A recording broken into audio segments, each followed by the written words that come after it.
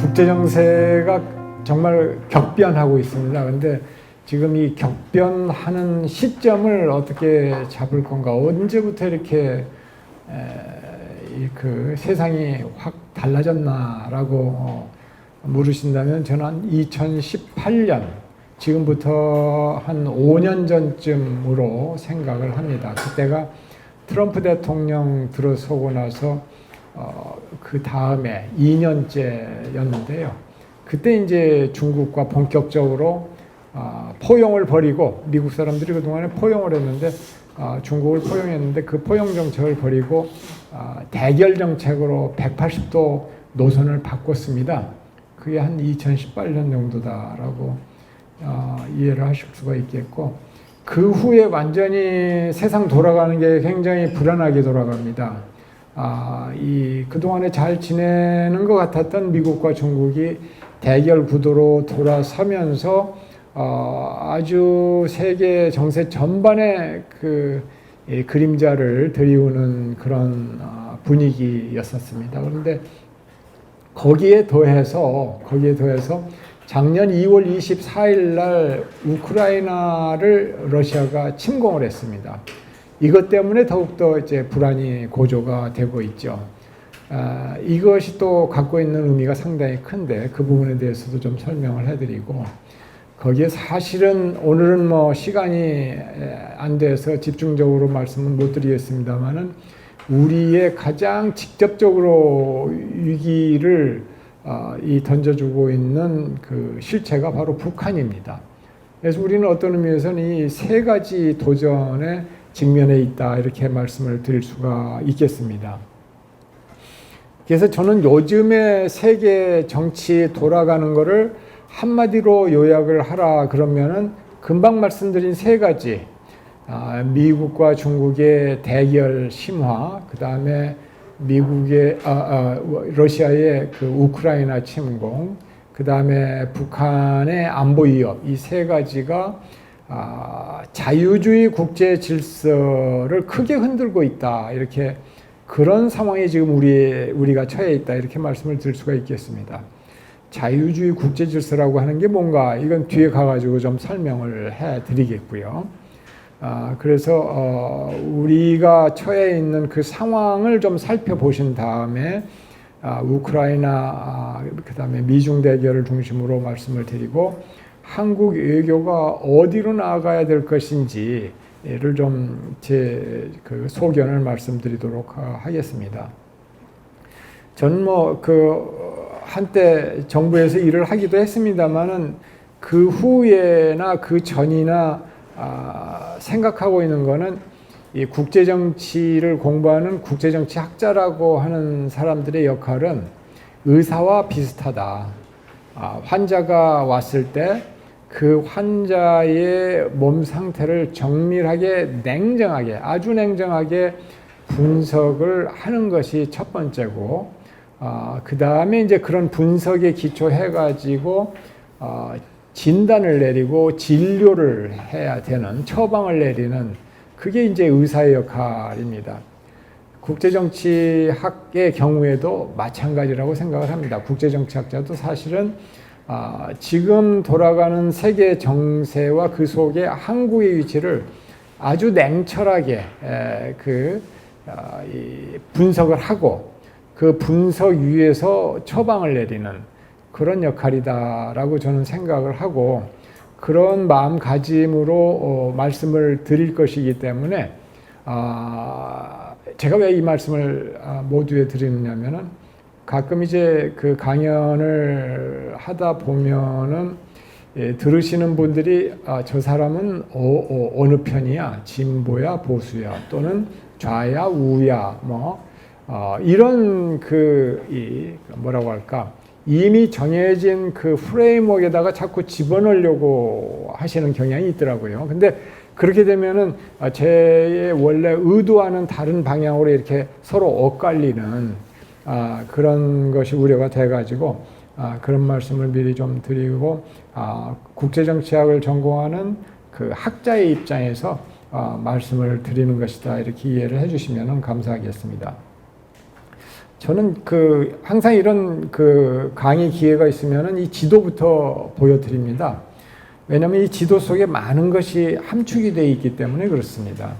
이 지도를 보시면은 여기에 이 한반도가 우측 하단에 이렇게 자리 잡고 있는데요.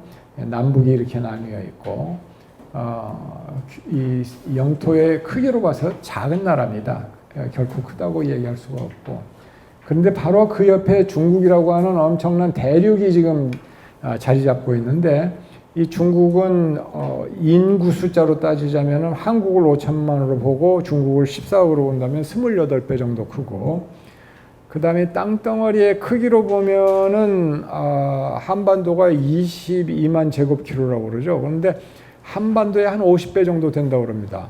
이거는 대한민국의 한 100배 정도 된다라고 하는 얘기가 되겠죠. 영토가 그만큼 큽니다. 그러니까 이건 뭐 그냥 단순히 어떤 국가라기보다도 어떤 뭐 제국과 같은 그런 큰 나라라고 말씀을 드릴 수가 있겠는데, 경제적으로는 세계 2위, 군사적으로도 지금 세계 2위 정도라고 이야기를 할 수가 있겠죠. 그런 나라가 자리를 잡고 있고, 그 다음에 그 위에 북쪽에 이제 노란색으로 이렇게 이 러시아 대륙이 펼쳐져 있습니다. 여기 이제 북쪽 이쪽을 향해 가지고 이제 한반도하고 접경이 되어 있는데, 이 경우는 보면은 뭐 세계에서 영토가 가장 큰 나라 러시아.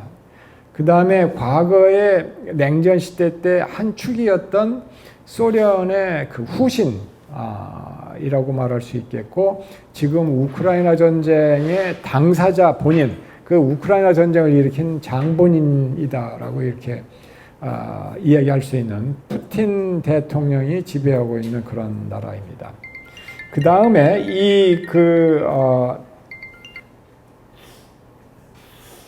그 다음에 이 바로 오른쪽에 일본 열도가 이렇게 펼쳐져 있습니다. 이 일본 열도가 펼쳐져 있는데, 일본이 한 10여 년 전까지만 하더라도 세계 제2의 경제 대국이었습니다. 그런데 지금은 3등으로 밀렸죠, 중국한테. 그래서 과거보다는 좀 이렇게 위상이, 경제력이 떨어졌습니다만은 그 정치적인 위상은 대국으로서 유지를 하고 있고, 나름대로 대국에 걸맞는 외교를 하겠다고 해가지고 꽤 여러 가지 활발한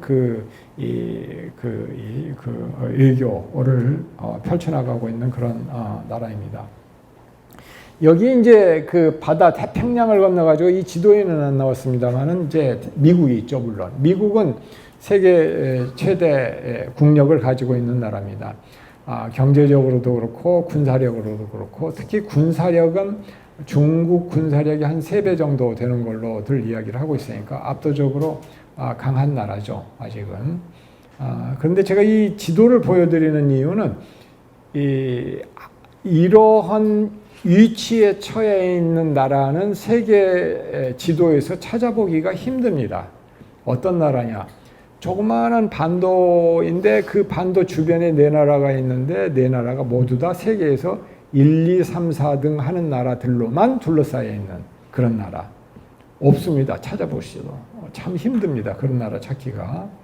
근데 그 얘기는 뭐냐면 그만큼 한반도라고 하는 것이 지리적으로, 지정학적으로 굉장히 어려운 형편에 있고, 또 그 결과 지난 그 1세기 반, 한 150년에 걸쳐가지고 굉장히 순환을 겪은 그런 나라다라고 하는 것을 알 수가 있습니다. 그러니까 이 지도 속에 그게 내포가 되어 있는 것이죠.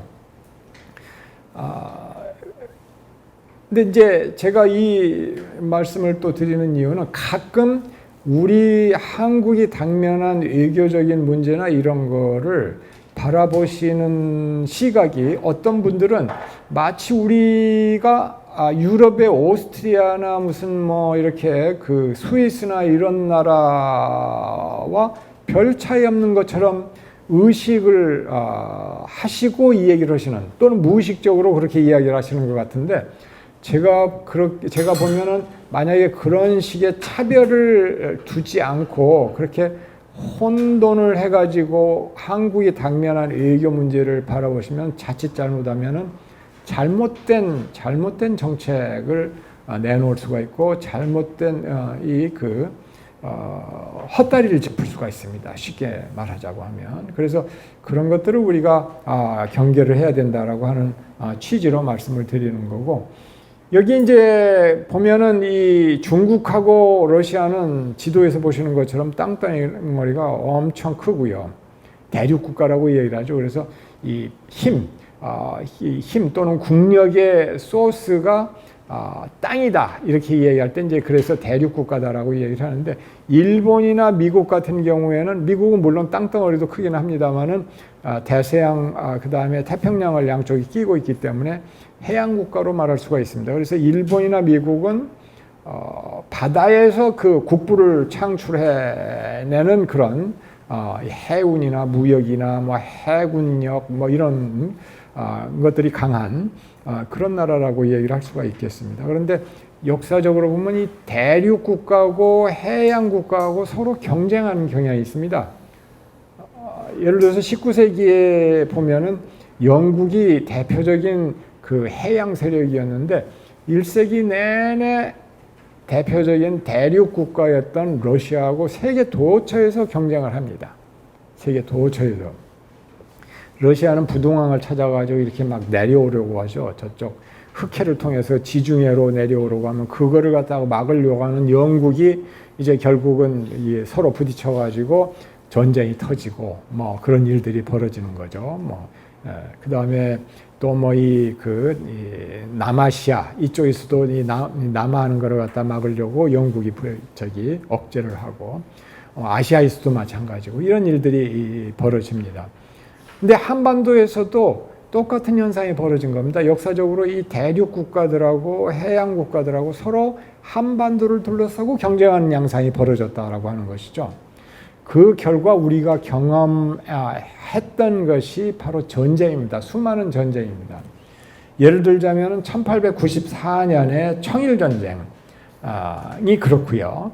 이때는 언제냐면은 일본이 제국주의 세력이 돼가지고 우리하고 뭐 비교를 하자면 딱 20-30년 차이로 먼저 정신을 바짝 차리고 단합해서 국력을 강화시킨 덕택에 식민지로 전락을 하는 게 아니라 식민지를 찾아서 나서는 제국주의 국가가 일본이 돼버린 겁니다. 근데 일본의 입장에서 가장 가까운 식민지 대상국, 그건 당연히 지리적으로 가까우니까 조선반도가 될 수밖에 없었겠죠.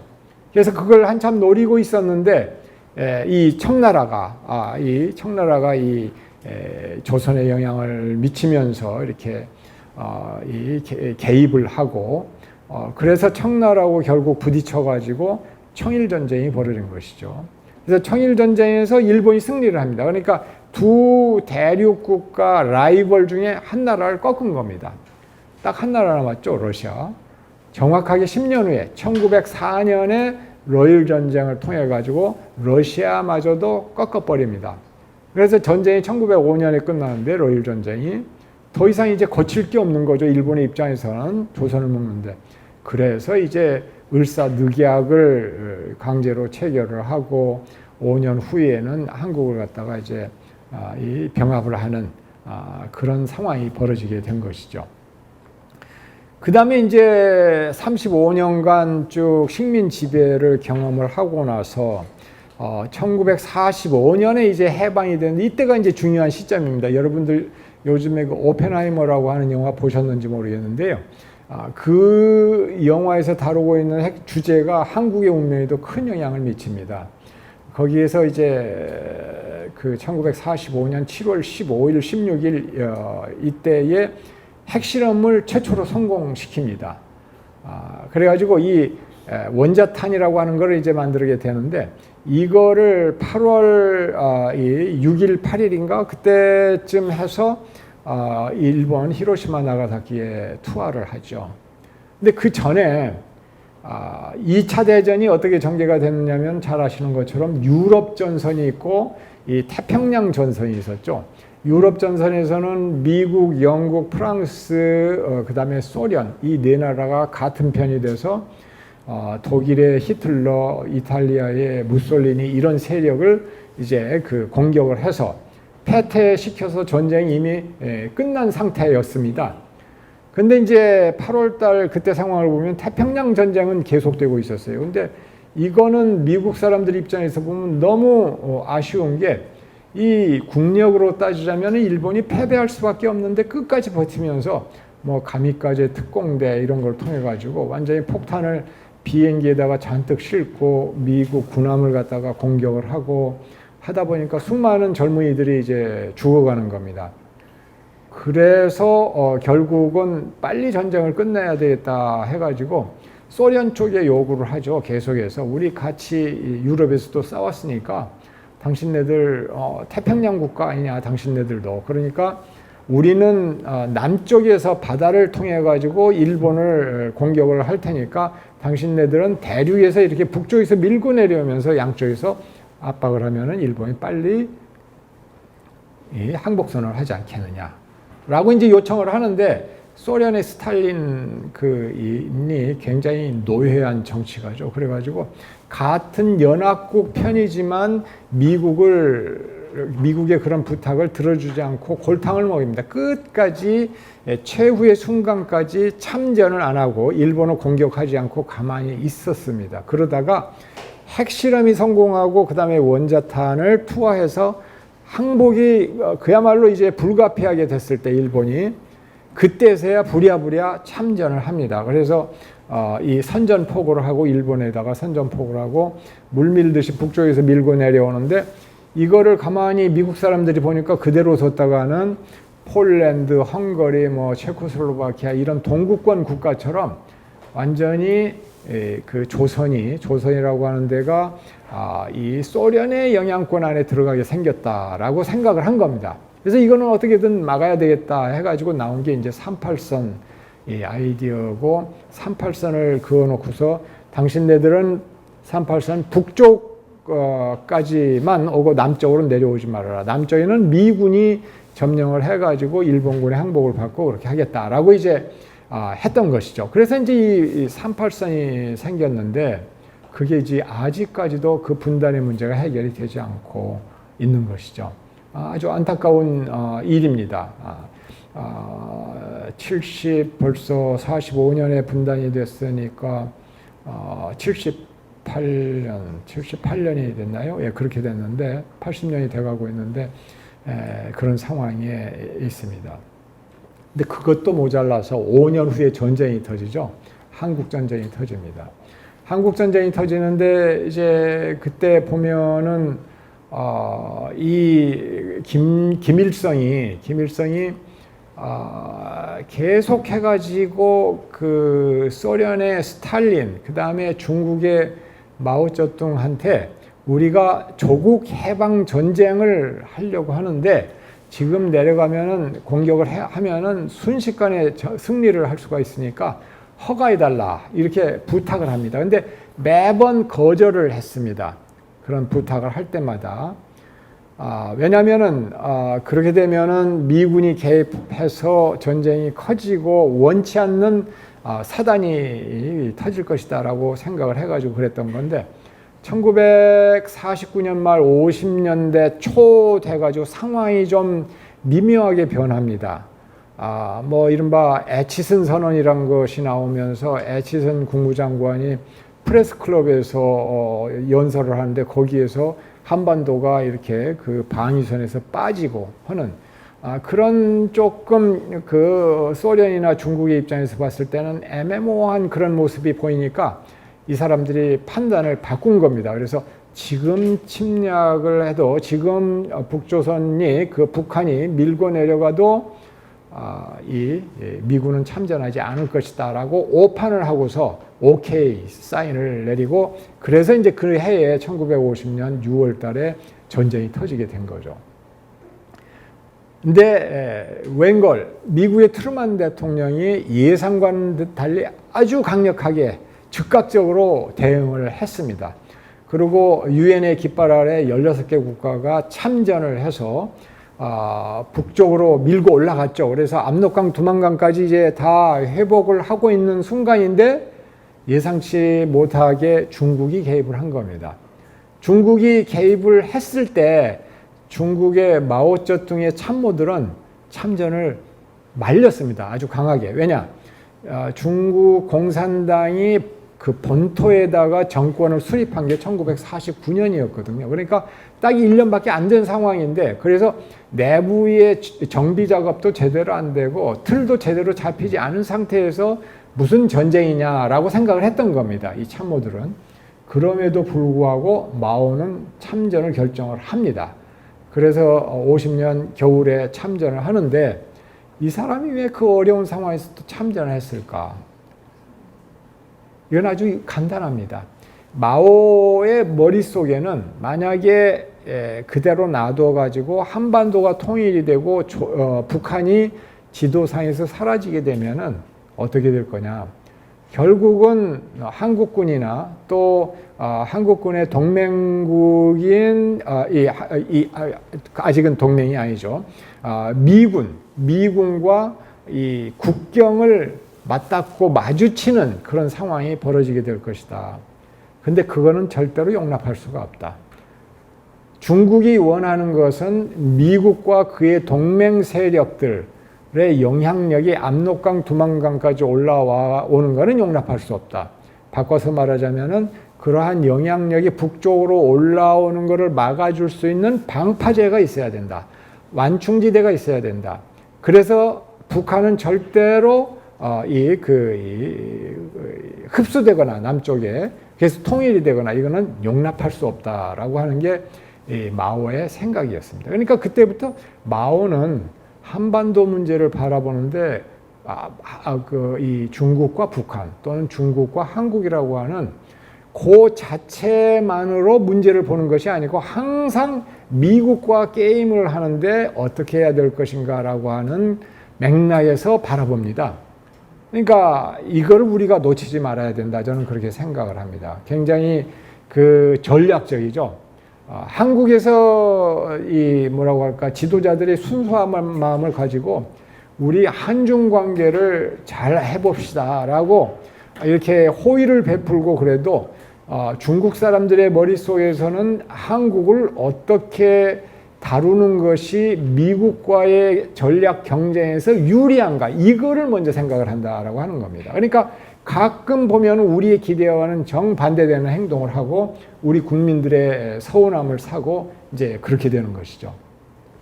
당시에 그 마오쩌둥의 그 멘탈리티, 그러한 전략적인 의도는 지금도 시진핑 주석의 머릿속에 그대로 남아 있습니다. 그동안에 중국 지도자들이 북한을 다루어 온 것을 보면은 하나도 변한 게 없습니다. 그런 전략적인 노선. 바꿔서 얘기를 하자면은 북한은 이 체제가 안정이 되고 나라를 튼튼하게 유지해서 중국의 바람막이 역할, 방파제 역할, 완충지대 역할을 해줘야 된다라고 하는 확고한 생각을 가지고 있습니다. 이거는 앞으로도 상당 기간 바뀌지 않을 걸로 생각을 합니다. 근데 어찌되었든 중요한 거는 이때 중국이 참전을 해가지고 미국과 적대 관계가 된 겁니다. 적대 관계가 돼가지고 이제 미국은 중국을 향후 몇십 년 동안 봉쇄하고 압박하고 국제무대에서 고립시키는 그런 전략으로 나가게 됩니다. 이제 그게 중요한 결과인데요. 바로 이런 모든 청일전쟁, 러일전쟁, 분단, 6.25 이런 게 바로 아까 지도에서 보신 그 특별한 특수한 이 지정학적인 위치, 거기에서 오는 딜레마다라고 말씀을 드릴 수가 있겠습니다. 그러면 이제 오늘의 시점에서 볼 때 한국이 처한 도전은 뭐냐? 위협받는 자유주의 국제질서다. 이렇게 말씀을 드릴 수가 있겠고, 아까 말씀드린 것처럼 세 가지 정도의 그 도전 요인을 들 수가 있습니다. 러시아의 우크라이나 침공, 미중 대결의 심화, 북한 위협. 세 가지인데, 우선 그러면 자유주의 국제질서라고 하는 게 뭐냐? 이걸 설명을 좀 해드리겠습니다. 2차 대전 끝나고 나서요, 미국이 차지하고 있었던 그 경제력은 세계 전체 경제력의 절반 정도를 차지하고 있었습니다. 그러니까 세계 모든 나라들의 GDP를 합한 거에 50% 정도를 미국의 GDP가 2차 대전 직후에 차지하고 있었다라고 하는 것이죠. 엄청난 경제력이죠. 그러니까 뭐 미국이 이제 결국 그러한 힘에 입각해가지고 2차 대전 이후의 질서를 짠 겁니다. 국제 질서를 나라와 나라 간에 어떻게 지내야 되는 건가라고 하는 그 틀을 짠 게 미국이었다. 근데 그 틀을 한마디로 말하자면은 자유주의 국제 질서였다라고 말씀을 드릴 수가 있겠습니다. 근데 이제 자유주의 국제 질서라고 하는 거는 세 가지 차원에서 좀 들여다볼 필요가 있는데요. 하나는 국제 정치, 그러니까 나라와 나라 국가들 간의 관계. 두 번째는 국제 경제적인 측면. 세 번째는 국내 정치 체제 측면. 이 세 가지로 나눠서 생각해 볼 필요가 있는데, 국제 정치 측면에서 자유주의 국제 질서가 추구하는 거는 뭐냐면은, 여러분들 지도 보시면은 뭐 사실 수많은 200여 개 국가가 있다고 그러는데요. 그 국가들의 크기를 보면 전부 다 다르잖아요. 어떤 나라는 아까 그 중국이나 미국이나 이런 나라들처럼 엄청난 사이즈의 경제력을 가지고 있는데, 다른 나라들을 보면 아주 싱가포르처럼 아주 조그마한 나라도 있고, 굉장히 작은 나라, 가난한 나라, 부유한 나라, 이렇게 나누어져 있습니다. 그런데 2차 대전 이후에 미국이 주도했던 자유주의 국제 질서의 핵심은 뭐냐면은, 아무리 큰 나라라고 하더라도 작은 나라의 영토를 존중해 줘야 된다. 그걸 무력을 가지고 침공을 해서는 안 된다라고 하는 정신입니다. 또 하나, 아무리 대국이라고 하더라도, 강한 나라라고 하더라도 작은 나라의 국민들이 선택한 정치 체제에 대해서 가타부타 간섭하지 말고 그걸 존중을 해야 된다라고 하는 얘기입니다. 그리고 외교 노선, 그 작은 나라의 국민들이 우리는 이런 나라들하고 잘 지내보고 싶다라고 한 선택한 외교 노선, 이런 것도 그러한 권리, 스스로 결정할 수 있는 자결권을 존중을 해줘야 된다라고 하는 것이 기본 정신입니다. 그리고 이 기본 정신은 유엔 헌장에 그대로 규정이 되어 있습니다. 그래서 어떤 의미에서 보면 굉장히 그 평등주의적인, 이상적인 그런 국제 질서를 꿈꾸고 있는 것이죠. 근데 이거를 때로는 미국이 좀 거기에 반하는 행동도 하고 그렇기는 합니다만은, 지금의 러시아의 푸틴 대통령이 그러는 것처럼 내놓고 약육강식의 힘의 논리가 지배하는 세상을 주장하지는 않습니다. 지금도 미국의 바이든 대통령이 하려고 하는 거는 금방 설명해드린 자유주의 국제 질서를 그대로 살려가자라고 하는 쪽이거든요. 그래서 그런 부분에 있어서 우리가 생각을 할 필요가 있다. 두 번째로 국제 경제 측면에서는 개방성입니다. 개방성. 모든 나라들이 이렇게 문호를 걸어 잠그고 그러지 말고 문호를 개방을 해가지고 서로 무역이나 투자나 노동력이나 이런 것들을 교환을 하고 주고받고 하면서 통합의 방향으로 가자라고 하는 게 국제 경제 측면에서의 자유주의 국제 질서의 핵심적인 내용이다, 이렇게 말씀드릴 수가 있겠고, 국내 정치 측면에서 보면은 가장 중요한 게 인간의 존엄성입니다. 인간은 태어날 때부터 귀중한 존재고 존엄한 존재이기 때문에 그 인간의 그러한 권리, 인권을 존중을 하는 정치 체제, 민주주의, 자유, 이거를 우리가 존중하자라고 하는 그런 지향성을 가지고 있는 것이 자유주의 국제 질서였다라고 말씀을 드릴 수가 있겠죠. 근데 최근에 한 10여 년 전서부터 이 자유주의 국제 질서가 막 흔들리기 시작을 합니다. 예를 들자면은 국내 정치 차원에서 보면은 세계 도처에서 권위주의 그 정치가들이 집권을 하는 경향들이 많아지고, 민주국가였는데 민주국가의 형식과 절차는 밟아서 당선이 된 지도자가 실제로 행하는 걸 보면은 민주주의가 아니라 권위주의적인 행동을 하고 있는 그런 경우가 다반사로 보입니다. 한 10여 년 전서부터. 이게 지금 문제라고 하는 거죠. 예를 들어서 폴란드, 헝가리, 그 다음에 옛날에 그 브라질의 볼소나로, 그 다음에 터키, 수많은 나라들이 그렇게 가고, 심지어는 서구 유럽에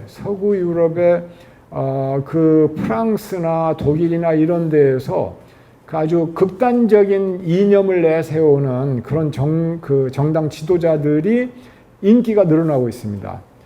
뭐 프랑스의 르팽이라고 하는 여성 그 지도자도 그렇고, 독일의 그 대안당이라고 해가지고 거기도 아주 레디컬한 그런 이 이념을 내세우고 그러는데 힘을 씁니다. 심지어는 민주주의의 본산이라고 얘기했던 미국에서조차도 트럼프라고 하는 굉장히 좀 평범하지 않은 그런 이 대통령이 당선이 돼가지고 4년 동안 통치를 했습니다. 근데 그때 어떻게 통치를 했었는지 기억이 나시겠습니다만은, 트럼프 대통령은 민주주의 같은 거 별로 신경 안 쓰는 양반이고, 오히려 더 자기하고 친하다라고 얘기했던 사람들은 요즘 문제를 일으키고 있는 사람들입니다. 예를 들자면 푸틴, 그 다음에 김정은, 그 다음에 또 다른 나라들의 그 독재 지도자들, 이런 사람들하고 가깝게 지내고,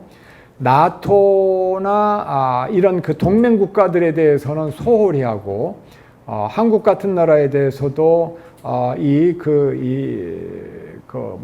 자유주의, 민주주의 그런 동맹, 그런 게 중요한 게 아니라 미국의 경제 이익이 중요하니까 이 방위비 분담금, 미군 주둔해서 내는 방위비 분담금을 4배, 5배로 1년 만에 올려내라, 이렇게 무리한 주장을 말년에 하고 했었던 사람이 트럼프 대통령입니다.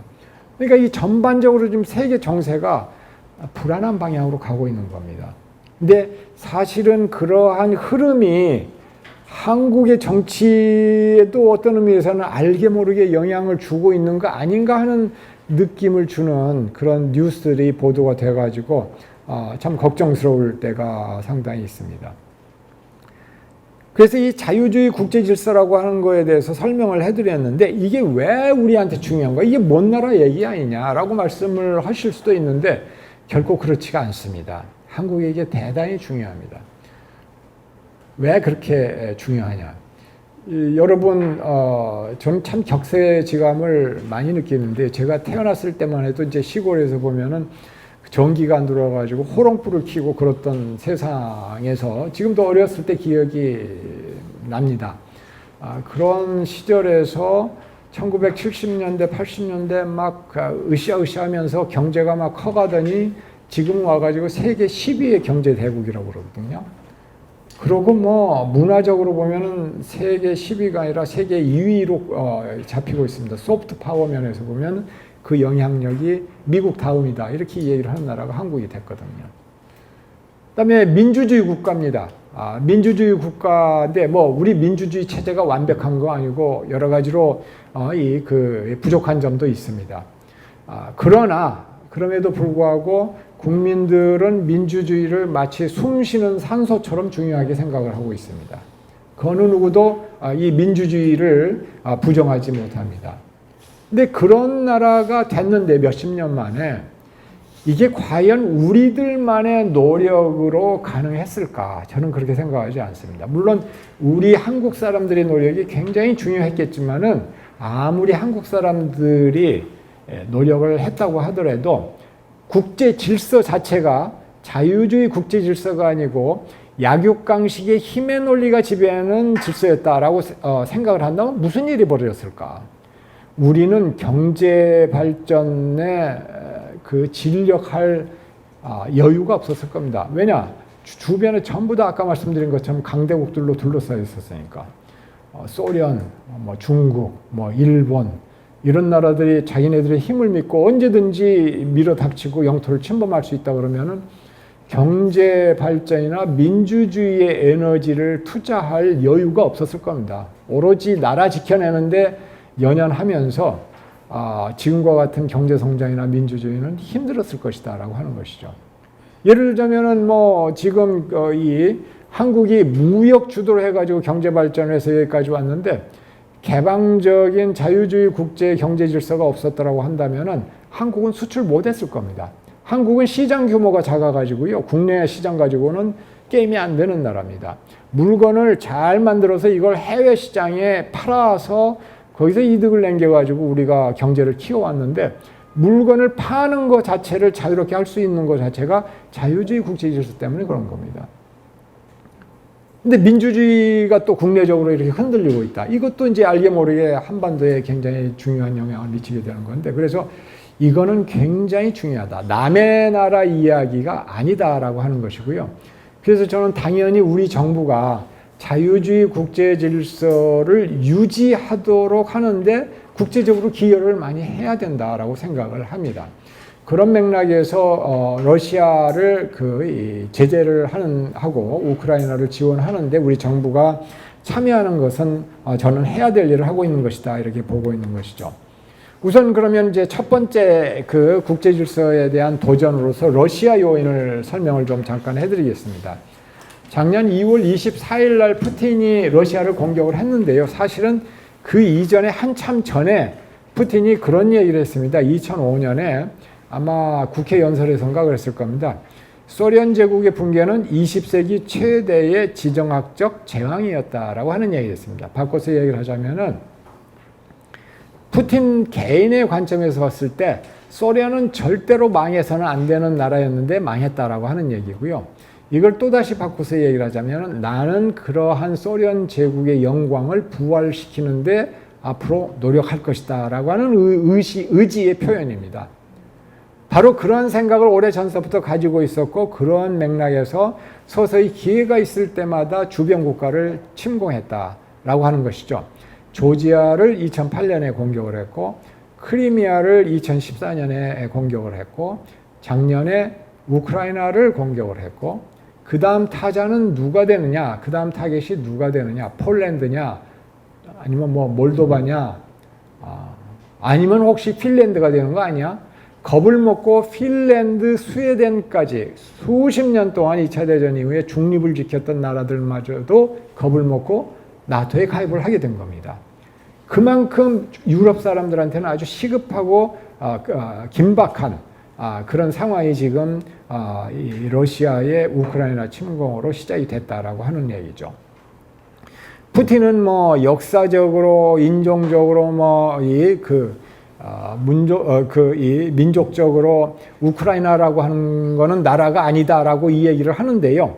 그래서 공격을 하는 거를 정당화를 하는데, 거기에 대해서 이 마틴 키만이라고 하는 케냐 대사, 그때 당시에 케냐가 유엔 안전보장이사회의 비상임 이사국 중에 하나였고, 거기에서 유엔 안보리에서 발언을 했습니다. 연설을 했는데, 그 내용이 이제 아주 굉장히 의미심장한 내용이었습니다. 만일 러시아와 같은 방식으로 민족, 인종, 종교적 동질성으로 국가를 수립하려 했다면 수십 년이 지난 지금까지 아프리카에서는 피비린내나는 전쟁이 지속되었을 것이다. 아프리카인들은 현재의 국경에 만족해서가 아니라 평화라는 더 위대한 것을 원해서 러시아처럼 행동하지 않았다라고 하는 얘기를 합니다. 이 얘기는 무슨 얘기냐? 여러분들 아프리카 지도를 보시면 한 가지 특징이 있죠. 그게 뭐냐면은 가끔 국경이 이렇게 직선으로 잣대를 놓고서 이렇게 직선 그은 것처럼 이렇게 되어 있습니다. 그게 왜 그랬을까요? 왜 그렇게 됐을까요?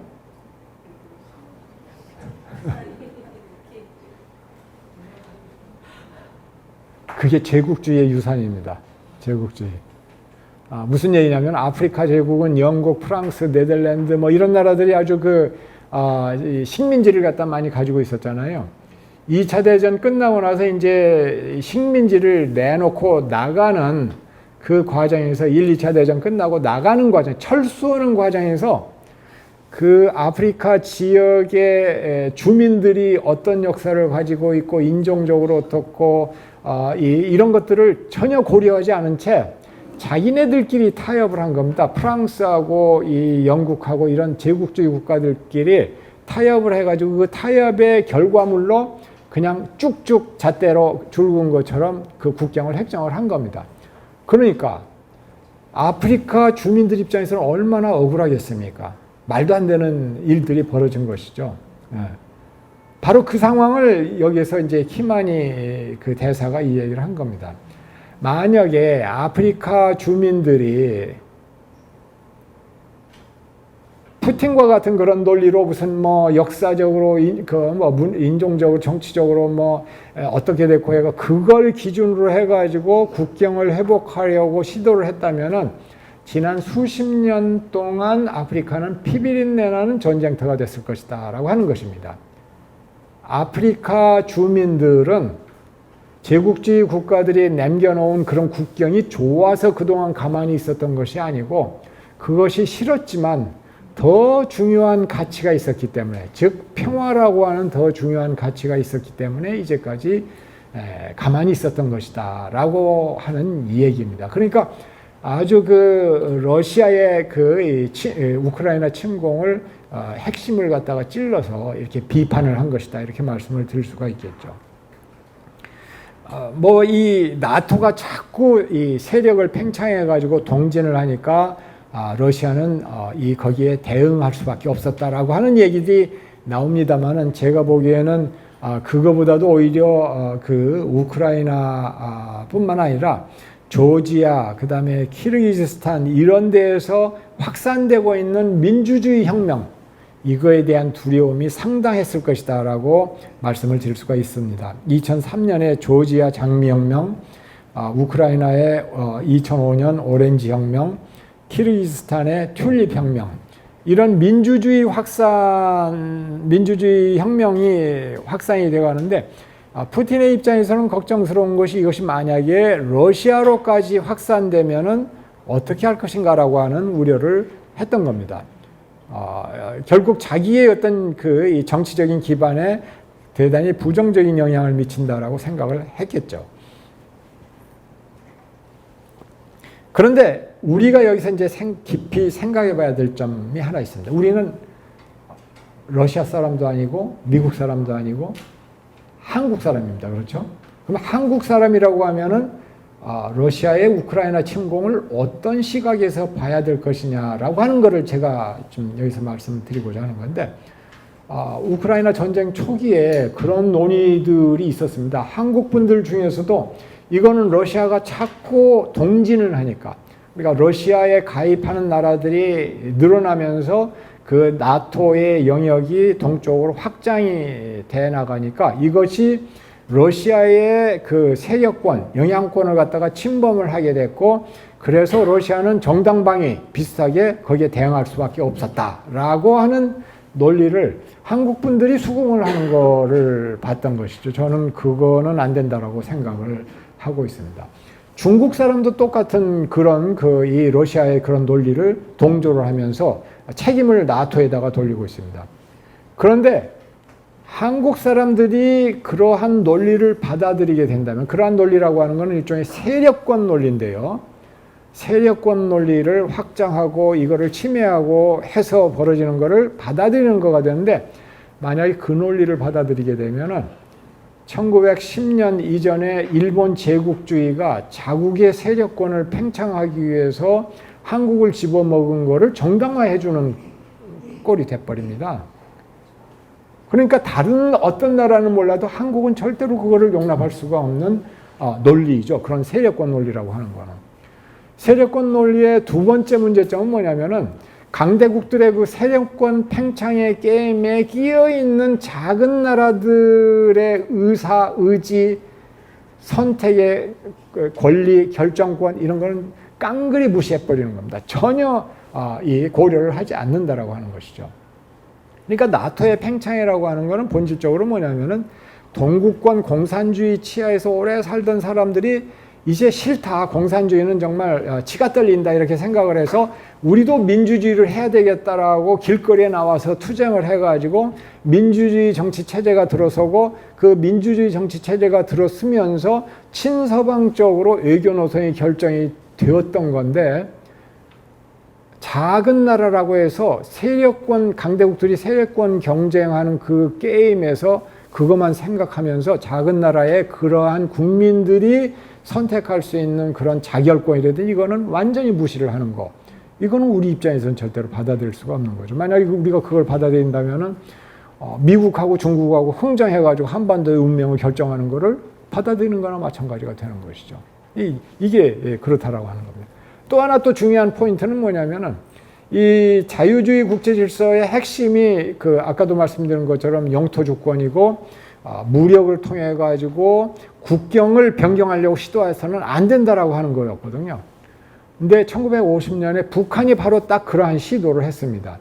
근데 만약에 러시아의 그런 이 무력을 통한 국경 변경의 시도를 우리가 받아들인다면은 1950년에 북한의 남침은 그거를 정당한 걸로 받아들이는 논리가 돼버리는 거가 되죠. 그러니까 여러 가지로 봤을 때 우리는 이 문제를 상당히 조심스럽게 봐야 되는 그런 입지다라고 하는 것이죠. 지금 현재 우크라이나 전쟁은 일종의 버티기 싸움으로 진행이 되고 있는 상황인데요. 어떤 버티기 싸움이냐? 러시아의 경우에는 어떻게 해서든지 이 중국의 도움을 받고 다른 나라들의 지원을 받고 심지어는 북한까지 도움을 받아가지고 이 전쟁을 길게 끌고 나가려고 시도를 하고 있습니다. 아마 제 생각으로는 최소한 내년 11월에 미국 대선에서 푸틴 대통령이 재선에 성공하기를 기다리면서 최소한 그때까지는 하여튼 끌고 나갈 겁니다. 제 생각으로는. 왜냐? 푸틴 대통령은 지금도 푸틴 후보는 당장 미국은 우크라이나 지원을 하지 말고 손 떼야 된다라고 이야기를 하고 있거든요. 그만큼 반가운 일이 어디가 있겠습니까? 푸틴의 입장에서 본다면. 그러니까 만약에 트럼프 대통령이 등장을 한다 그러면은 미국은 철군할 것이고, 그렇게 되면 이제 유럽 혼자서 싸워야 되는데 그건 아주 러시아 입장에서는 아주 손쉽게 이길 수 있는 게임이다라고 생각을 하게 될 것이고, 그러니까 그때까지는 버티려고 하겠죠. 근데 유럽의 입장에서는 이제 이 러시아 전쟁 때문에 에너지난이라든지 여러 가지 어려움이 많았습니다. 근데 그러한 어려움에도 불구하고 얼마나 서로 단합해가지고 우크라이나를 강하게 지원을 해서 이 러시아를 패퇴시킬 것인가, 이게 이제 가장 원하는 거겠죠. 그래서 지금 버티기 싸움이 지속이 되고 있는데, 제가 보기에는 최소한 내년 말까지는 진행이 될 것 같다라고 하는 그런 생각이 듭니다. 두 번째로 이제 자유주의 국제 질서에 대한 도전 요인으로서 이제 중국 요인인데요. 중국 요인에 앞서서 이 미국과 중국 간의 관계가 어떻게 변화해 왔는지를 생각을 하시는데, 네 가지 숫자를 기억하실 필요가 있습니다. 1950년, 1972년, 2008년, 2018년입니다. 1950년이 중요하다고 제가 알려드린 이유는 이미 제가 설명해 드렸죠. 1950년에 한국전쟁에 중국이 참전을 했다. 그래서 미국과 중국이 적대관계로 돌아섰다라고 하는 것이죠. 그래서 적대관계였는데 1972년에 닉슨 대통령이 중국을 방문합니다. 미국에. 적대국가의 수도를 방문을 하는 거죠. 굉장히 큰 사건이죠. 굉장히 큰 사건인데 왜 그런 일이 벌어졌는가를 잠깐 설명을 드리자면은, 이때는 미국이 베트남 전쟁에 상당히 힘들어하고 있었을 때고, 베트남에서 빨리 빠져나와야 되겠다라고 생각을 하고 있었던 때입니다. 근데 그렇게 하려면은 아무래도 중국이 좀 여러 가지로 협조를 해줘야 될 필요가 있다, 이렇게 느꼈고, 그 다음에 또 하나 문제는 뭐냐면, 베트남 전쟁에서 승리하지 못하고 이렇게 빠져나왔을 때 미국의 체면이 구겨지는 거 아니겠어요?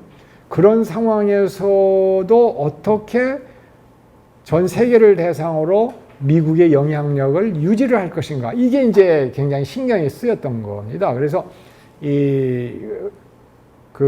키신저 박사하고 하버드 대학 교수였던 키신저 박사가 안보보좌관으로 닉슨 행정부에서 일을 했는데, 닉슨 대통령하고 죽이 딱 맞은 겁니다. 그래서 이 두 사람이 결정한 거는 제2 전략으로 나가자. 바꿔서 얘기를 하자면은 중국이라고 하는 오랑캐를 끌어내서, 외교 무대로 끌어내서 고립으로부터 해방시켜주고, 그렇게 함으로써 또 하나의 오랑캐인 소련과 경쟁하게 만들자. 그래서 그 둘이 경쟁하는 사이에서 미국은 어부지리를 취하자라고 하는 전략입니다.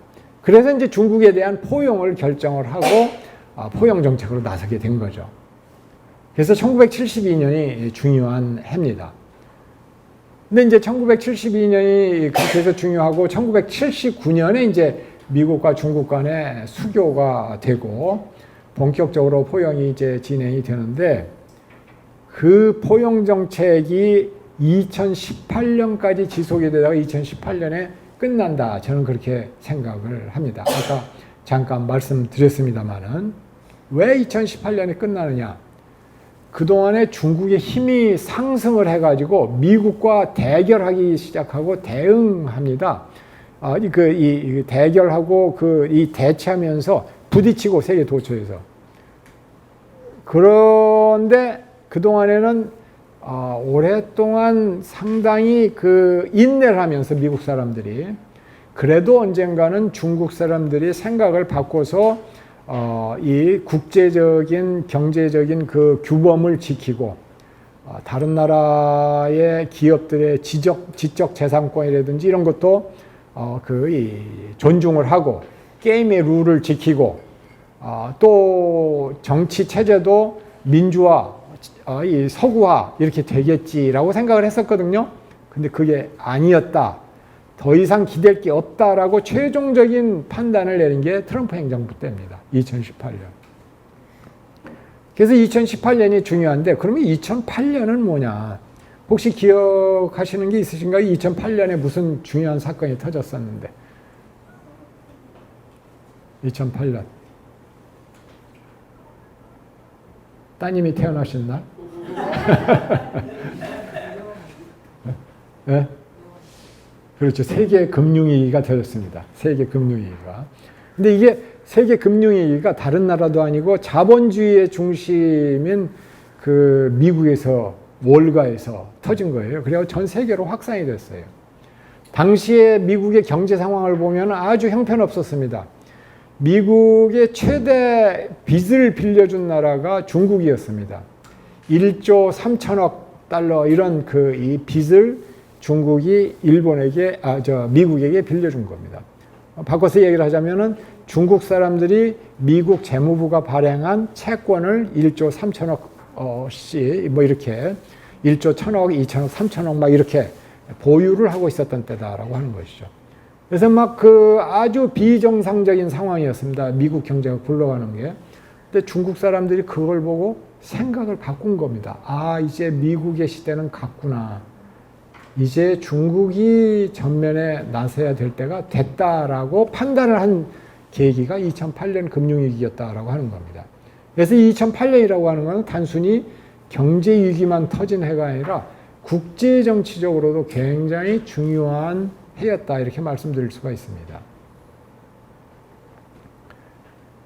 근데 2008년 이제 지나면서 중국 사람들이 생각을 바꾸고 외교를 굉장히 공세적으로 취하고 막 미국에 대들고 예를 들자면은 2009년에 덴마크 코펜하겐에서 기후변화 당사국 회의가 열렸었는데 거기에서 미국과 유럽 국가들이 이렇게 협력을 해가지고 안을 하나 만들어냈습니다. 그러니까 이제 탄소 감축 이런 안이죠. 그런데 그거에 정면으로 도전을 하면서 대든 나라가 중국입니다. 다른 개발도상국들을 갖다가 규합을 해가지고 연합을 해서 정면으로 미국에 도전을 했던 그런 외교를 펼쳤거든요. 그러니까 단적으로 중국의 외교가 얼마나 공세적으로 변했는지를 보여주는 사례 중에 하나입니다. 그 외에도 많이 있습니다. 근데 지금 이런 현상은 사실은 유일한 게 아닙니다. 미국과 중국만 한정된 건 아니고요. 과거의 오랜 역사를 보면 이렇게 파워가 성장, 그러니까 경제력이 막 이렇게 커가잖아요. 그러고 이 커가는 나라들은 단순히 거기서 그치지 않습니다. 이제 경제가 이만큼 올라왔으니까 이제는 군사적으로도 우리가 영향력을 떨쳐야 되니까 군사력을 좀 강화하자. 그리고 정치적인 발언권도 좀 널리 확산을 시키고 강화하자라고 하는 욕구가 생기게 됩니다. 나라만 그런 게 아니라 사람들도 마찬가지 아니에요? 그런 분들 많이 계시잖아요. 돈 많이 자수성가해가지고 벌면은 그 다음에 이제 뭘 하시기를 원해요? 그들도 그런 분들 중에 어떤 분들은 이제 그 구의회 의장을 내가 좀 해보겠다, 또 국회의원을 하겠다, 뭐 해가지고 생각이 바뀌잖아요. 이렇게 사람 사는 게 비슷한 것 같아요. 나라도 그런 것 같고 중국이 딱 그렇게 된 겁니다. 근데 그 기점이 2008년 이후에 그렇게 된 건데, 이렇게 상승하는 국가와 기존에 딱 자리를 잡고 털을 잡고 있었던 강대국, 기존 대국이라고 얘기할 수 있겠죠. 이 두 세력 간에는 긴장 관계가 형성이 될 수밖에 없겠죠. 왜냐? 기존 대국의 관계에서 보면 얘가 옛날에 내가 키워준 애인데 이제 좀 컸다고 나한테 대드네라고 하는 그런 관계가 되는 거 아니에요. 그래서 미국과 중국 간의 긴장 관계가 계속 형성이 되는 겁니다. 근데 이거는 미국과 중국 간에만 한정이 된 게 아니고 과거 역사 속에서 수많은 사례들이 있었습니다. 그래서 이거를 갖다가 연구를 한 그 교수가 하버드 대학의 그램 앨리슨이라고 하는 교수가 있는데, 이 사람이 책을 썼습니다. 그 책에서 지난 500년 동안 16개의 그 상승 대국과 기존 대국의 그 긴장 관계, 서로 그 이 대립 관계, 이거를 사례를 연구를 했더니 16개 중에서 딱 4번만 평화, 그 다음에 12번은 전쟁으로 끝났다라고 하는 그런 결과를 내놨어요. 만약에 그 분석이 100% 맞다면은 지금 현재 우리는 어떤 세상에서 살고 있느냐? 중국과 미국이 전쟁을 할 확률이 75%인 세상에서 살고 있는 거죠. 그죠? 네. 아슬아슬하지 않아요? 그죠? 네. 굉장히 아슬아슬한 상황에 살고 있습니다. 미국과 중국이라고 하는 나라 관계만 봐도 그렇게 이제 아슬아슬한데, 우리는 그거 하나만으로도 부족하기 때문에 북한의 위협이라고 하는 또 아슬아슬한 상황까지 이중으로 지금 당면을 하고 있는 상황이죠. 그래서 이렇게 어렵게 돌아가고 있다라고 하는 말씀을 드리는 거고, 중국의 경제력이 얼마나 빠르게 성장을 했는지를 보여주는 그래프가 바로 이 그래프입니다.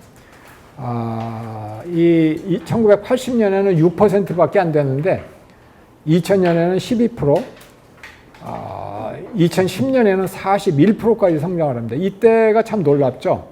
근데 10년 만에 한 3배 이상 그 비율로 따져서 따라잡은 건데, 미국 GDP의 12%였던 나라가 10년 만에 미국 GDP의 41%까지 성장한 데는 크게 기여한 나라가 있습니다.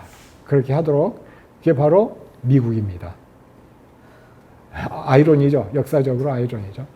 클린턴 행정부 때 미국이 열심히 도와가지고 이 중국을 WTO에 가입하게 했습니다. 세계 무역기구에.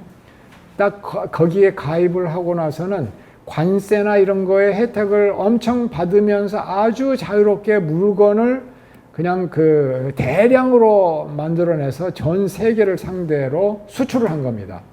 그게 바로 성장의 그 원인이 됐던 거죠. 급속 성장에. 그래서 중국이 세계의 공장이 되도록, 그래서 경제 성장을 신속하게 할 수 있도록 만들어준 나라가 미국이었다라고 하는 아이러니가 여기 있는 겁니다.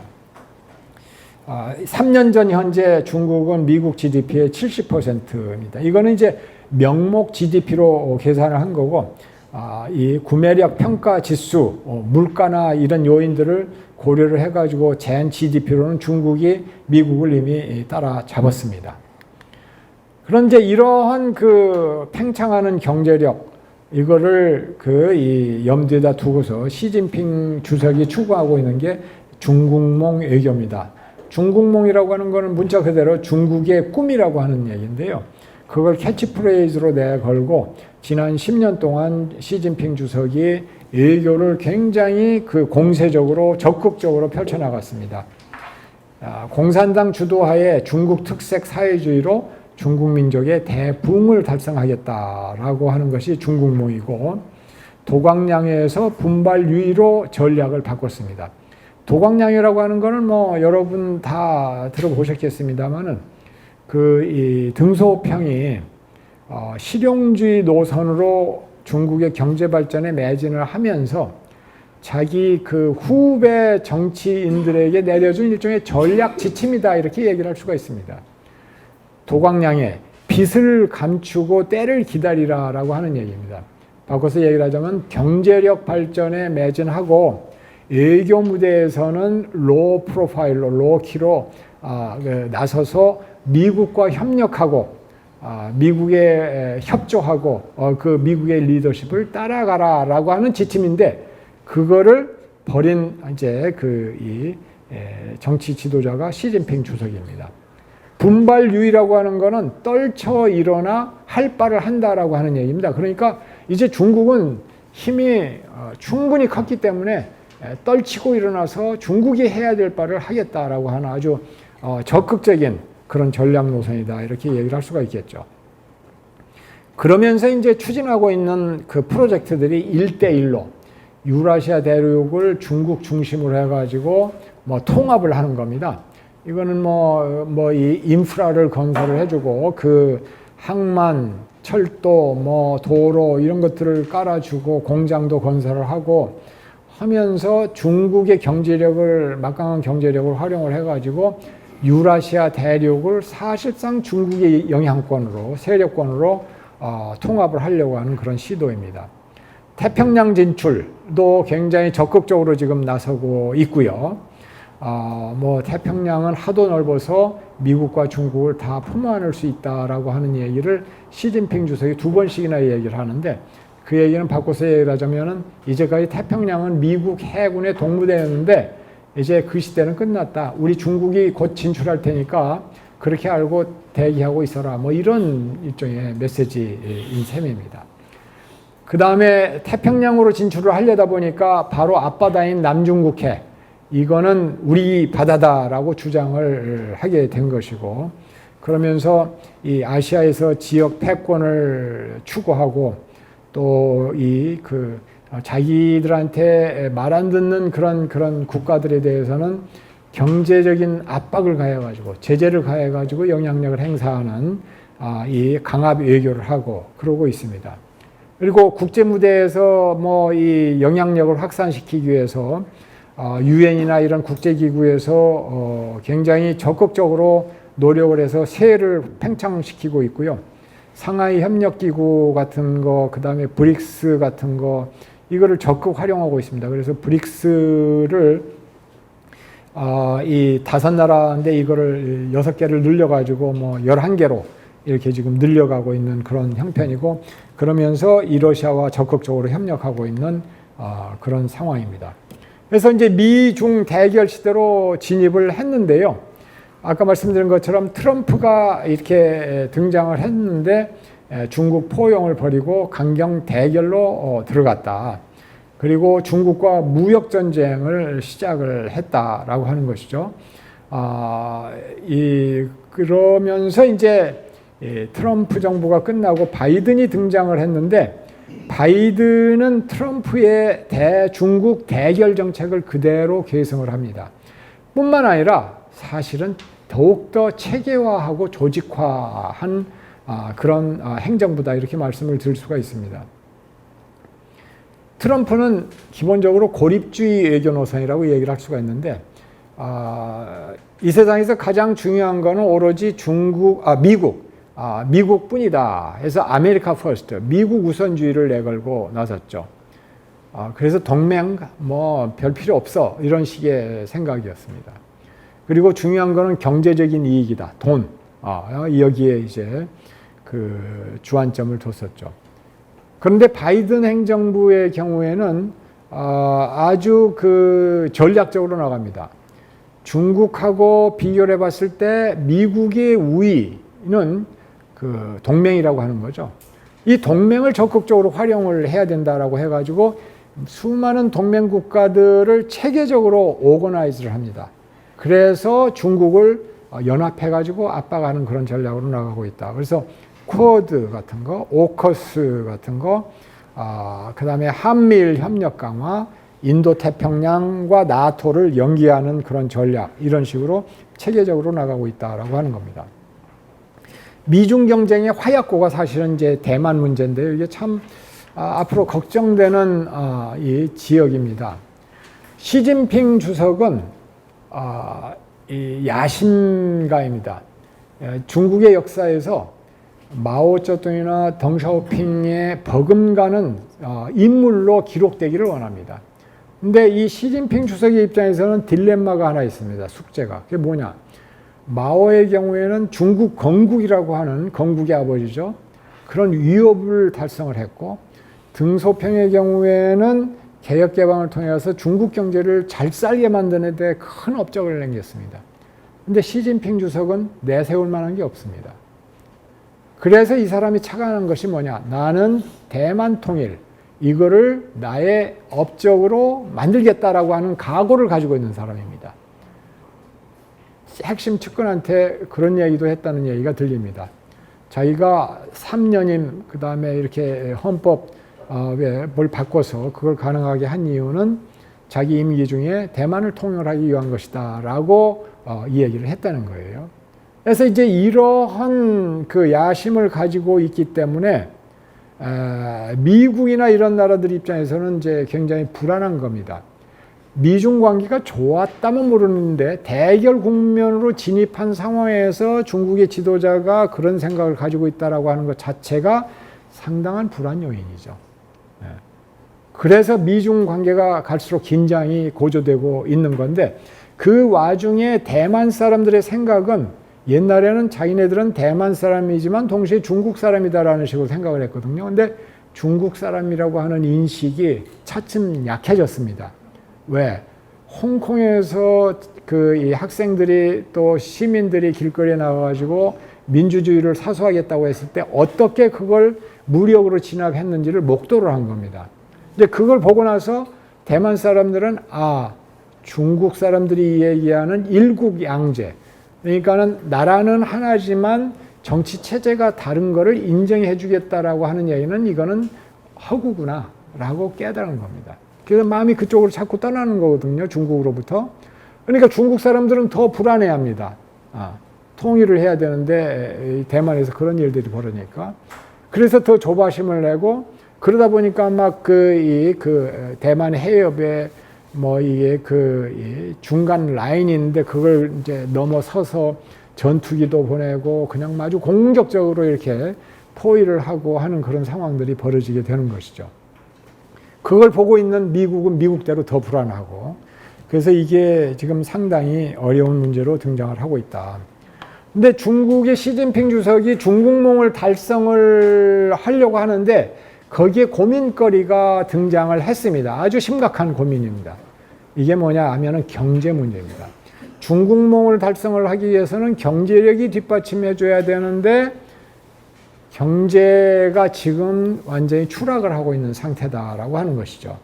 그 부분에 대해서 잠깐 말씀을 드리자면은 인구 감소 첫 번째 요인은 작년에 85만 명이 감소했다고 정식으로 중국 정부가 발표를 했습니다. 올해 2월 달에.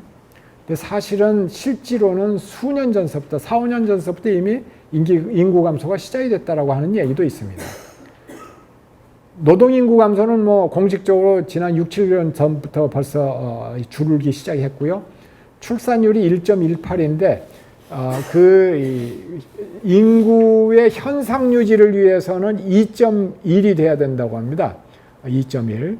근데 그거의 절반 수준 정도밖에 안 되는 거예요, 중국이. 그러니까 지금 중국에서는 이 산하 제한에 대한 규제를 풀어가지고 한 가구당 3명씩 낳아도 된다, 이렇게 법을 바꿨습니다. 그런데도 젊은 사람들이 애를 안 낳습니다. 왜 안 낳느냐? 희망이 없다라고 하는 그런 이야기를 하면서 저희가 지금 사실은 중국 걱정을 할 때는 아닌데, 제가 이렇게 어찌 보면 주제 넘는 얘기를 하고 있는 것이죠. 예. 한국도 참 큰 문제입니다, 이게. 인구 문제를 전공하는 서방의 학자가 아주 경악을 할 사태가 지금 벌어지고 있다, 이렇게 지금 이 얘기들이 되고 있습니다. 인구 감소는 완전히 경제의 활력을 갖다가 꺾는 가장 중요한 구조적인 요인이고, 이거에 대해서는 시진핑 주석도 어떻게 할 길이 없습니다. 경제 저성장, 3년간의 제로 코로나 정책을 펼쳤거든요. 근데 이게 실책이었습니다. 이게 시진핑 체제의 문제점이 지금 이런 건데요. 덩샤오핑이 과거에 마오가 권력을 한 손에 쥐고 있었을 때 벌어진 일들을 그대로 목도를 했습니다. 그래서 뭐 대약진 운동 이런 거 터져가지고 3천만 명이 굶어 죽고 하는 상황들을 보고서 이거 절대로 권력을 한 사람에게 집중시켜서는 안 되겠다. 이걸 집단 지도 체제로 가야 되겠다 해가지고 덩샤오핑이 만든 게 집단 지도 체제입니다. 그런데 그거를 시진핑 주석이 아예 이렇게 내팽개쳤죠. 그래서 온통 권력을 자기 혼자 손에 집중시켜 놓은 상태입니다. 그래서 그 상무위원 그 최고 높은 자리에 있는 6명, 자기를 제외한 6명을 전부 다 자기 측근으로만 채워 넣습니다. 절대 권력이 돼버린 거예요. 그러다 보니까 무슨 문제가 벌어지느냐. 이 최고 권력자가 실수를 해도 그거를 말릴 사람이 없는 거예요. 거기에 대해서 누가 아무 말도 못하는 겁니다. 민주주의에서도 절대 권력자에게 어떤 그 진언을 하고 뭐라고 할까 이런 정책은 문제가 있습니다라고 이야기하는 것은 대단히 어렵습니다. 그런데 절대 권력을 쥐고 있는 독재자한테 그런 얘기를 하는 건 정말 어렵습니다. 근데 지금 그런 일이 벌어지고 있는데 제가 보기에는 코로나 정책이 대표적인 그런 실수였다라고 하는 겁니다. 코로나 제로 정책을 한 3년 동안 하다 보니까 완전히 사람들이 언제 무슨 일이 터질지 모른다라고 하는 불안감에 쌓이면서 소비를 안 해요. 왜냐? 무슨 일 벌어질지 모르니까는 돈을 쌓아놓아야지, 저축을 해야지 해가지고 저축률이 거의 50%에 지금 달한다고 그럽니다. 엄청납니다. 그러니까 소비를 안 하니까 경제가 이게 완전히 디플레 비슷하게 돼가는 상황들이 지금 보이고 있고 부채 누적이 아주 심각하고요.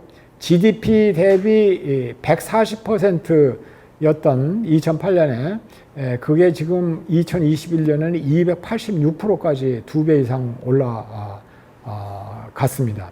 이게 이제 경제에 큰 어떤 그 문제를 이야기를 하고 있고, 그다음에 미중 관계가 나쁘다 보니까 이 미국 중심으로 국제적인 포위망이 형성이 되고 그러다 보니까 해외 기업들이 빠져나가기 시작합니다. 그러면서 경제 활력이 떨어집니다. 그래서 이런 모든 것들을 볼 때 지금 중국 경제는 이제 앞으로 추락할, 쇠퇴할 길만 남았다라고 이야기를 하는데 미국의 학자들 중에는 이제 그런 얘기들이 나오는 겁니다. 중국의 위험은 중국의 파워가, 힘이 이렇게 성장해가지고 위험한 게 아니라 오히려 이렇게 쇠퇴하기 시작할 때 더 위험하다. 왜? 그래서 쇠퇴하는 거를 인식한 최고 지도자가 앞으로 계속해서 중국 경제가 이렇게 떨어지기 전에 빨리 자기가 국민들한테 약속했던 약속을 지켜야 되겠다. 바로 대만 통일 약속을 지키겠다 해가지고 무리하게 그 모험을 할 수가 있기 때문에 위험하다. 이런 얘기가 지금 미국에서 나오고 있는 상황입니다. 그래서 시진핑의 중국은 어디로 가야 되나, 이게 참 이 딜레마인 상황이 있다. 저는 제가 썼던 컬럼에서 너무 빨리 시진핑이 도광양해를 벌였다. 그 대가를 지금 치르고 있는 거다. 라는 식으로 얘기를 한 적이 있습니다만은. 그래서 이제 마지막으로 한국이 그럼 어떻게 해야 될 것이냐라는 점에 주목을 해서 말씀을 좀 드리고 있다면은, 중국은 기본적으로 한국에서 미국을 밀어내고 한반도 전체가 자국의 영향권 안에 들어오기를 원하고 있습니다. 그래야 이제 아시아 지역 패권을 추구할 수 있다, 이렇게 생각을 하는 것이겠죠. 그런데 미국은 중국에 대한 연합전선으로 한국을 더욱더 끌어들이려고 하는 형편에 있다는 것인데, 한국은 그 두 나라 사이에 끼어 있습니다. 그런데 북한의 안보 위협이 굉장히 심각한 상황입니다. 옛날에는 핵을 개발하더라도 이거는 방어용이다라는 식이었는데 2013년에 법으로 그렇게 되었는데 작년에 법을 바꿔가지고 이걸 선제 공격도 할 수 있다, 이렇게 바꿨습니다. 아주 공격적인 방향으로 지금 가고 있는 거고, 그 다음에 핵을 핵무기를 발사할 수 있는 이 잠수함 이다 하면서 최근에 며칠 전, 한 일주일 전에 큼지막한 그 사진을 이 그 북한 이 중앙통신이 보도를 해서 보도가 된 적이 있습니다. 이런 그 위협이 지금 심각한 상황이기 때문에 한미 동맹이 필수적인 그런 상황이 있다. 한국 사람들에게 있어서는. 근데 문제는 경제입니다. 중국과 아직도 깊은 경제적인 연결 고리가 형성이 되어 있다라고 하는 것이죠. 그래서 그 두 사이에서 어떻게 해야 될 것이냐, 어떤 게 현명한 선택이냐라고 하는 것을 생각을 해야 될 텐데, 옛날에 미중 관계가 좋았을 때는요, 안보는 미국에 의존하고 경제는 중국으로부터 우리가 이렇게 계속 교류를 해서 득을 본다, 이런 생각이었거든요. 근데 미국과 중국이 서로 싸우고 대결하면서 그런 그 전략을 추구할 수 있는 여지가 갈수록 좁아들고 있습니다. 좁아지고 있는 거죠. 그게 이제 우리한테 큰 딜레마입니다. 옛날에는 미국이 중국을 믿고 중국이 미국을 믿고 하니까 뭐 그쪽에 비즈니스를 하고 전혀 신경을 안 써도 되는데, 이제는 미국은 중국을 믿을 수가 없기 때문에 중국에 있는 전략적인 핵심 기업들을 갖다 자꾸 빼내려고 하고, 이른바 디커플링이라고 그러죠. 디리스킹, 디커플링, 이런 거를 하고 있는 거죠. 그래서 이렇게 이제 그런 상황이기 때문에 한국은 경제와 안보 두 가지 측면 모두에서 미국이나 중국 중에서 택할 수밖에 없는 상황이다라고 하는 건데, 만약에 그런 상황에서 선택을 한다면은 어디를 선택을 해야 될 것이냐, 이 문제가 이제 고민이 되는 거죠. 근데 제 개인적인 소견으로는 북한의 문제는 이게 살고 죽는 문제입니다. 생존이 걸린 생사의 문제입니다. 근데 중국과 한국 간의 관계의 문제는 우리가 얼마나 더 잘 사느냐, 덜 잘 사느냐의 문제입니다. 경제의 문제라고 하는 거는 결국은 미국을 선택을 할 수밖에 없다라고 하는 것이죠. 그래서 한미 동맹이라고 하는 것을 중시할 수밖에 없는데, 다만 문제는 그렇다고 해가지고 중국과 척을 짓고 너네들과는 앞으로 상대 안 해, 그런 것이 아니라 중국과의 관계도 우리 서로 상호 간의 경제 교류를 통해 가지고 충분히 이득을 보고 있기 때문에 서로 존중해 준다는 전제 하에서, 상호 혜택을 본다는 그런 전제 하에서 잘 지내자라고 관리를 해나가는 것이 중요하다라고 볼 수가 있겠습니다. 그래서 이 북한의 위협에 대비하고, 그 다음에 예를 들어서 그런 겁니다. 북한의 위협에 대비하는데 일본과 관련해 가지고도 저는 이제 말씀을 드려야 되겠는데, 우리 지금 사드에 붙어 있는 레이더가 X밴드 레이더라고 있는데, 그게 성주에서 북쪽을 향해서 이렇게 바라보고 있습니다. 근데 이거를 틀지를 못하고 딱 이제 북쪽에만 고정이 되어 있는 건데, 문제는 뭐냐면 북한이 잠수함 기술이 굉장히 뛰어납니다. 잠수함 부대가 숫자가 뭐 몇십 개가 돼가지고, 근데 이 잠수함이 폭탄을 잔뜩 싣고 동해로 서해로 해가지고 남쪽까지 남해로 진출해서 뒤에서 이렇게 때리면, 우리를 때리면 이게 탐지 가능이 안 된다는 겁니다. 그렇잖아요. 뒤통수를 치는 거니까 뒤에서. 근데 일본의 경우에는 잠수함 작전 능력이 세계적으로 아주 뛰어난 나라입니다. 굉장히 강한 잠수함 작전을 할 수 있는 능력을 갖고 있는 나라인데, 왜 그러느냐? 일본은 섬나라거든요. 섬나라니까 잠수함이 그만큼 중요합니다. 근데 우리가 일본이 이게 문제다, 이 과거에 우리의 침략을 했고 여러 가지 그 문제에 대해서 진지하게 사과를 하지 않는다. 그렇기 때문에 북한의 위협이 그렇게 심각한데도 불구하고 일본의 잠수함 작전 능력이라든지 이런 거를 우리는 필요 없다라고 얘기하는 것이 한국의 국익의 관점에서 플러스가 되느냐 마이너스가 되느냐라고 하는 거 우리는 생각을 해봐야 된다는 얘기죠. 그러니까 이거를 정쟁의 관점이 아니라 한국 사람들의 이익의 관점에서 냉철하게 따져보자라고 하는 것입니다. 그렇게 봤을 때 저는 과거의 문제에 대해서 우리가 그거를 붙들고 늘어지고 계속해서 일본과 이 대결을 하고 관계가 나쁘게 돌아가고 그러면서 우리 애교력의 한 5, 60%를 거기에다가 투자를 하고 그러는 것보다는 오히려 협력을 미래지향적으로 하면서 이 군사 협력을 하고, 그 다음에 한국이 예를 들어서 중국 쪽에 기울어진다 그러면은 미국이나 일본이 예를 들어서 반도체를 놓고 협력하는 칩4라고 있거든요. 이런 거 안 끼워줍니다, 한국을. 그럼 어떻게 되느냐? 한국 수출의 20%를 차지한다는 반도체 산업이 미래가 없어지는 겁니다. 끊임없이 기술을 갖다가 제고시켜가지고 이거를 경쟁력을 강화해 나가야 되는데, 그럼 기술 이전을 어디서 받을 것이냐?